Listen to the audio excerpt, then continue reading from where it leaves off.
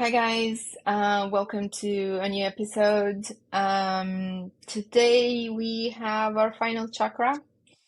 So if you've been tuning in so far, you'd know we've had 6 chakras so far. If you haven't listened to those episodes, go and listen to them once you finish this. But this is the last chakra, the 7th chakra, Sahasrara, or the crown chakra. And as Yes. we were saying, yeah, in our last episode about the third eye one, this is also, I guess, kind of similar to the third eye one in the fact that it's more on the spiritual side, let's say. Although we will talk about some ways to balance it as much as possible, what it means to not have it balanced, what are some asanas, and maybe some meditations to try and access it, I guess, and things like that. So very similar. We'll try to keep it very similar to the other episodes. Yeah, we'll do our best. um, Sahasrara literally means the lotus with 1,000 petals, and this is how it's represented visually as well.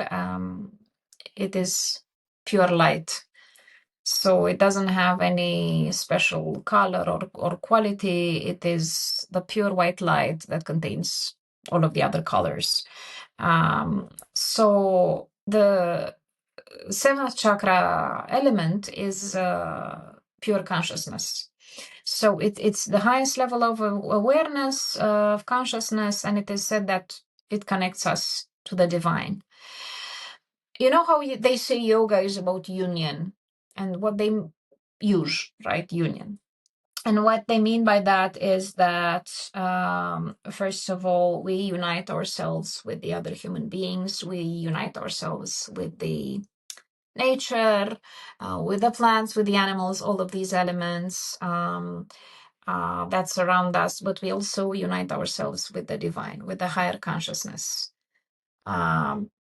So that's what we talk about when we talk about the ultimate and the last and the supreme energy center, which is Sahasrara chakra. So if you remember at once, sometimes we used to talk about nadis, which are the energy cords that flow throughout our entire body. If you imagine them in any way, and if you look at an anatomy book and the way the body is represented from an anatomical standpoint, you see the nerves colored in yellow that go through through all the parts of our body. And in a similar way, we can think about the nadis at this. They're like these special energy cords that run all over the place in our body, right? And it is here that they unite in the crown chakra. So this is the abode of God itself. By God, I mean whatever you think you watching, whatever you think is a supreme being or supreme consciousness, whatever is out there that has this quality for you, right? The quality of the supreme consciousness. So they say that just as the night and the darkness fade away at sunrise, this is how ignorance fades away when the Sahasrara chakra is awakened, when we are fully spiritually illuminated and awake, I guess. So they say that, the soul, our very own inner being, right? Our soul generally is craving possessions. It's thirsty for cars and a handsome partner, riches, palaces, and all of that. And once we're saturated, once we're done, once we're satisfied with the normal, the regular, the worldly plane, right? We oscillate between the astral and the causal plane. When we are in the causal plane, it means that there's still something to learn. So we are done with the world, right? We have obtained everything, we have understood everything, but yet we feel like something's missing. So there's still something to learn, still. And beyond this causality, there's the supreme conscious, and we call it how you will, God, Brahman, providence, destiny, uh, whoever. It's not really important to name it. It's just to realize that for each and every one of us, there might be something out there, the supreme consciousness. So uniting ourselves to it is the goal of yoga, and it is where this happens at the level of Sahasrara chakra. And indeed, when Sahasrara chakra fully opens and is very balanced, we transcend this plane of existence, the causal plane. You might have heard of nirvana as a concept, of course, or of samadhi, and they pretty much are concepts about they're pretty much concepts detailing this supreme state of being. The state of mind when we have understood everything, when we don't need anything, and when we realize we are all one and interconnected, and therefore us are one with the divine. The divine resides within us, and we are connected with the supreme consciousness. So we get to be beyond time and beyond space. We are one with the universe as well. So that's what the claim is here, right?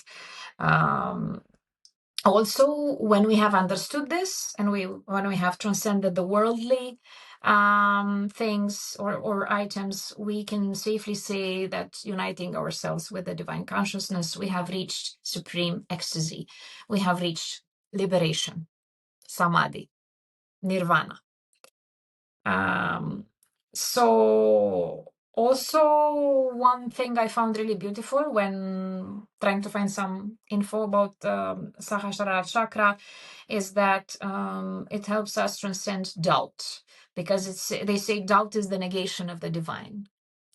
So when we doubt, we deny that the divine exists. So now being properly balanced in terms of energy at the level of Sahasrara chakra means we are able to transcend doubt. We have certainty, we know things for sure, and we have no more questions left, so to put it. Also at this level, they say there's no duality. There's no concept of love versus suffering. Everything is so clear and so well understood and so perfect that we do not go through suffering, we do not go through extremes.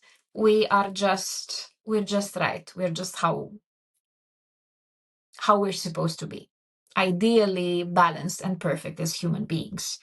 So by balancing Sahasrara, we detached from the love versus suffering duality. So we no longer suffer. Yeah, pretty big words, isn't it? Aren't they? Yeah, it's a sign that we've reached the top of chakras, so to speak.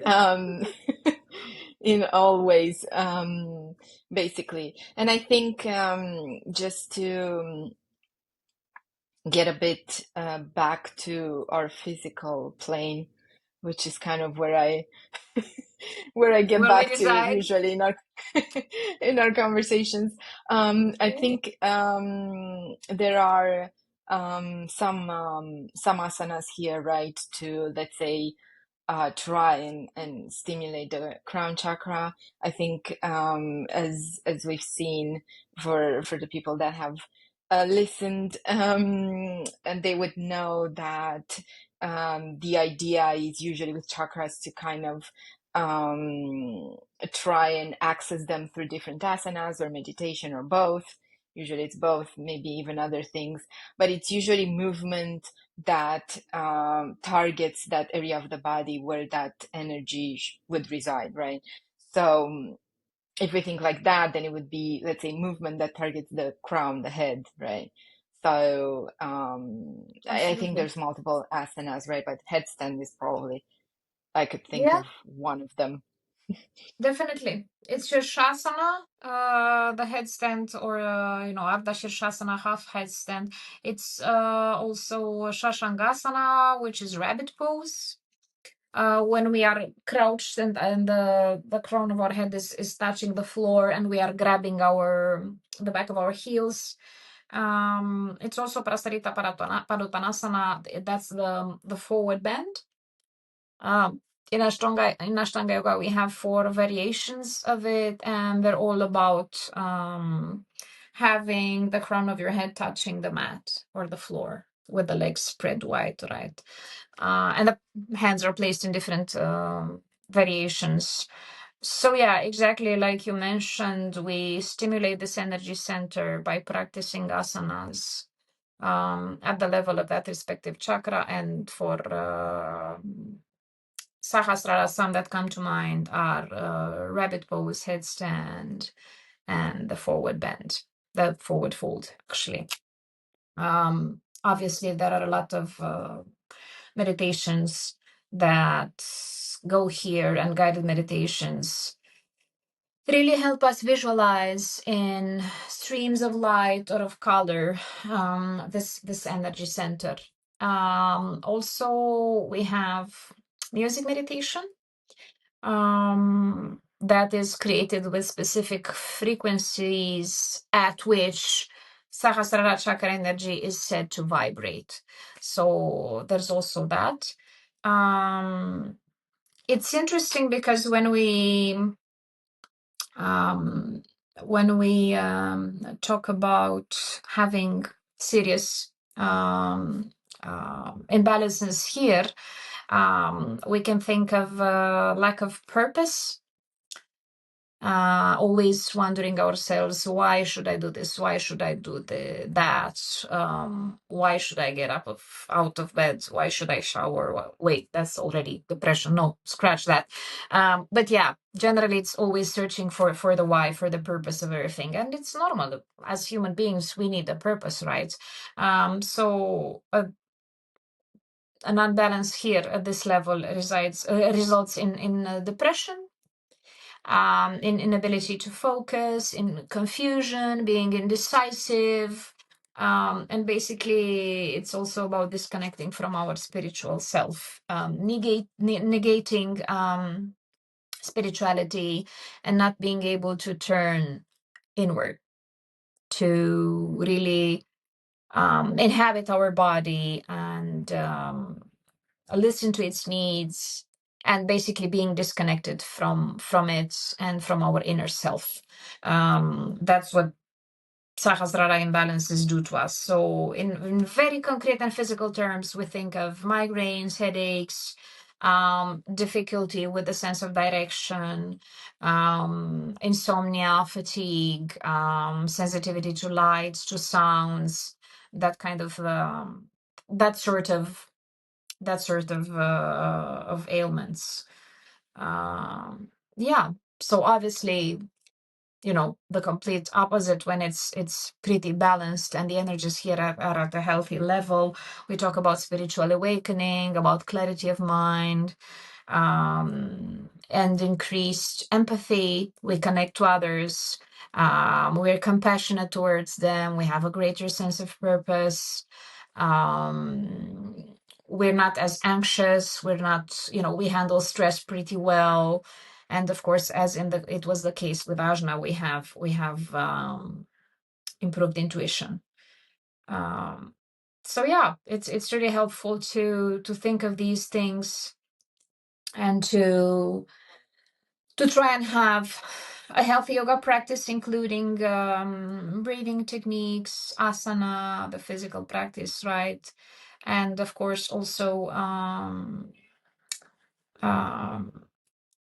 meditation. Meditation is something that's, I would humbly say, even maybe more accessible than asana to some of us who have physical ailments or a variety of issues that prevent us from practicing asana. It's not really important what we do. I think it's more important to do something and be aware, be knowledgeable, when it comes to these things. I mean, nobody wants to live with whatever we enumerated as consequences of having an unbalanced chakra, whatever that chakra is, right? So, yeah. Yeah, and hopefully, our series on the chakras gave our listeners some knowledge on it, at least awareness, and some bits of information there that would help you. Well, yeah, kind of focus on it at different times, or focus on different chakras at different times. Because I don't think you can do all of them at once, or aim to, but at least you are aware and can try to balance out the different energies, right? Yeah, Or at least exactly. that's what we And hope we did. that's what we hope, yeah. And you now reminded me of my first teacher training course was held by a person who gave this answer, when, because my colleagues were, they were asking her, there's a shit ton of things to do. How do you even have a life and have to go through all of this and take care through all of that, all the purification techniques and the breathing techniques and the asanas and the quality of life and being super moral, the yamas and the niyamas. How can you live like this? And she always, answered back, well, you pick one thing, you stick to that. You say, hey, for the next, throughout the month of November or until year end, I will do this one thing. I will try to purify my, I don't know, my inner being. I will try to get some more strength when it comes to, let's say, for instance, very concrete, simple problem to I mean, not a simple problem to solve, but let's say a simple problem. I lack self-confidence. I really truly wish I were, more assured, more sure of myself, stronger, more assertive. Bottom line, gain more self-confidence. And then I have a look and I ask my yoga teacher, or I do a Google search, or I listen to a podcast, or I ask ChatGPT, or whatever other method I use to find information. But I do that and I try to find out what does yoga offer in terms of gaining more self-confidence. And then I maybe find something about Manipura chakra and how to balance the energy levels there. Maybe I find some asanas that I practice with constance and discipline and see what they bring me. Maybe I find a meditation that I like because I don't like asana much. So there's a whole world out there of techniques that I can try and see whether they're good for me and, the benefits they bring. And this, of course, is just an example. There are so many other answers that yoga can give. We just have to be curious. Yeah. Yeah, in general, I think, but yes, with yoga as well, as it Yeah. applies to it as well. All right, I think that's it, and we conclude our chakra series. So again, guys, there's six others that we've already talked about. So check those out if you haven't already. And thank you so much for listening. And we'll see you next time when we'll maybe start a new series or do something else, or we'll see. Stick around, we'll figure it out. You know? Thank you. Bye, guys. Bye.